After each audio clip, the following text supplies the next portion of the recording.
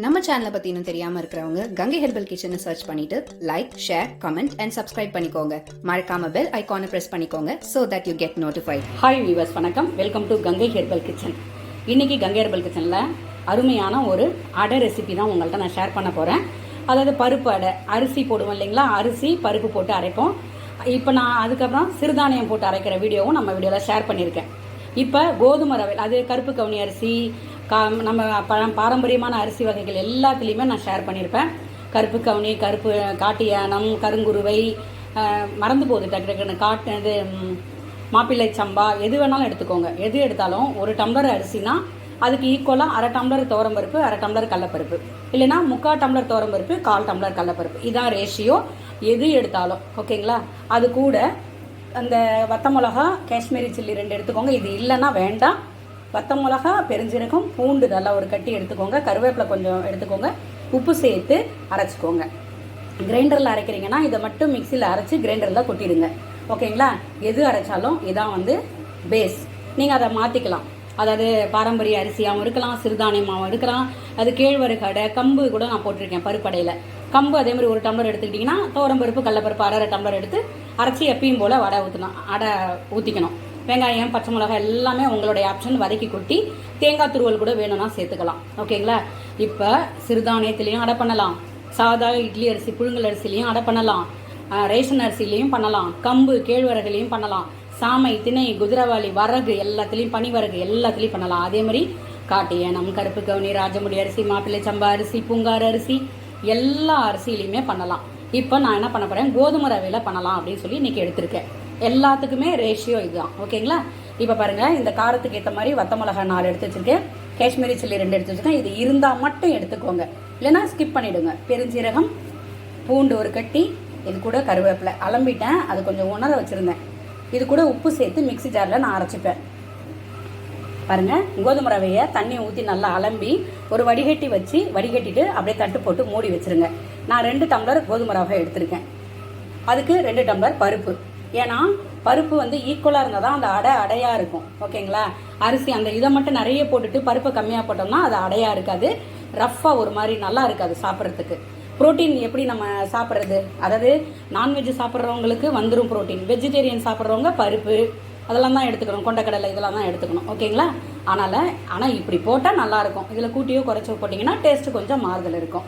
இப்போ 2 டம்ளர் கோதுமை ரவையை நல்லா அலம்பிட்டு தண்ணியை வடிகட்டிட்டு சட்டு போட்டு மூடி வச்சுருங்க. அலம்பும் போது ஒரு வடிகட்டி வச்சு வடிகட்டிங்க, இல்லைன்னா கீழே போயிடும். அதே மாதிரி பருப்பு ஊற வச்சுட்டேன். பருப்பு ஊற இப்போ எல்லாத்தையும் சேர்த்து அரைச்சிட்டு உப்பு சேர்த்துக்கோங்க. அரைச்சிட்டு மஞ்சள் பொடி போட்டுக்கோங்க. வதக்கும் போது கொஞ்சம் எண்ணெய் விட்டு கடுகு, ஜீரகம், கொஞ்சமாக கருவேப்பிலை, வெங்காயம், சின்ன வெங்காயம் இல்லை பெரிய வெங்காயம், பெருங்காயம் கொஞ்சம் துக்கலாக போட்டுக்கோங்க. பெருங்காயம் போட்டு நல்ல வெங்காயத்தை கொட்டி, நல்லா வெங்காயம் நிறைய போடுங்க. வதக்கி அதில் கொட்டிட்டு எப்பயும் போல் அடவாக்குங்க. ஆனால் வதக்கி கொட்டும்போது பெருங்காயம் கொஞ்சம் சேர்த்துக்கோங்க கூட. ஏன்னா பருப்பு இருக்கிறதுனால அந்த கேஸ் பிடிக்காமல் அதை பார்த்து சாப்பிட்ணும். அப்போ என்ன பண்ணுங்க, வேணும்னா தேங்காய் துருவல் சேர்த்துக்கோங்க அந்த மாவுலே. இப்போ இதை அரைக்கும் போது கூட இதில் சேர்த்து அரைச்சிக்கலாம், தப்பு கிடையாது. இப்போ அடை போடும்பொழுது கோஸ் நல்லா நைஸாக கட் பண்ணி அதையும் வதக்கி கொட்டிக்கோங்க. ஒரு டைம் கேரட்டு, கோஸ் 2 வதக்கி கொட்டிக்கோங்க. இல்லைனா நல்லா பொடியாக சாப் பண்ணணும். எந்த வெஜிடபிளாக இருந்தாலும் அதையும் வதக்கி கொட்டி அடையில் போட்டுக்கலாம். ஓகேங்களா. அது கூட நல்ல தேங்காய் சட்னி சூப்பரான காம்பினேஷனுங்க. எப்பவுமே எந்த அடை சாப்பிட்டாலும் ஒரு கட்டி வெல்லம் சாப்பிடுங்க, ஈஸியாக டைஜஷன் ஆகிடும். வெதுவெதுப்பான வெந்நீர் குடிச்சிருங்க. இதை மாதிரி ஒரு நாள் ட்ரை பண்ணி பாருங்கள். நான் உங்களுக்கு ஊற்றிட்டு ஷார்ட்ஸில் உங்களுக்கு நான் கொடுக்குறேன். இப்போ மழை, அதாவது மானம் மூடிக்கிட்டு இருக்குது, எப்படா கரண்ட் நின்றுமோன்னு அந்த பயத்தோடையே இப்போ சிறுதானியத்தில் இட்லிக்கு ஓடிட்டு இருக்குது. உளுந்து எடுத்துட்டேன், மாவு ஓடிட்டு இருக்குது. அது கூட என்னன்னா 3 டம்ளர் தாங்க போடுவேன். அது 2 வேளை இட்லி, 1 வேளை தோசை, அவ்வளோதான். அதிலே ஊத்தாப்பம் பண்ணிக்கலாம், குழி பணியாரம் பண்ணிக்கலாம், தோசை, இட்லி எல்லாமே பண்ணிக்கலாம். அதனால் அந்த 3 டம்ளர்னால் அது ஒரு 3 வேளை, அவ்வளோதான். அதுக்கு மேலே வைக்க மாட்டேன் நான். அதுக்கு மேலே அதையே சாப்பிட்டா போர் அடிச்சிடும். அதுக்கடுத்து சப்பாத்தி, அதுக்கடுத்து இந்த மாதிரி நம்ம சிறுதானியத்தில் பண்ணுவேன். அதுக்கப்புறம் கோதுமை ரவை அடை, இப்படி மாற்றி தான் வருவேன். டெய்லி இட்லி தோசைனா அது நான் என்ன சொல்கிறது, அது போர் அடிக்கும், சாப்பிட பிடிக்காது.